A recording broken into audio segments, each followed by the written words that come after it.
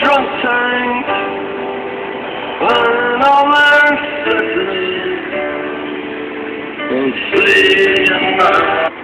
This area used to be highly populated with buildings and such. Now you can't even tell what street you're on except for where it says on the corner post. There were buildings everywhere. And this is all the worst, kind of like ground zero of the Joplin tornado area right here. And it's absolutely devastating. But I showed it first before I turned off my radio.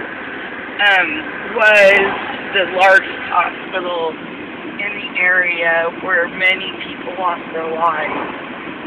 What upsets me the most about this is I'm unemployed right now, and every place I really wanted to work was in this area, and now I have to rethink my plan. So anyway, keep Joplin in your thoughts. Thanks.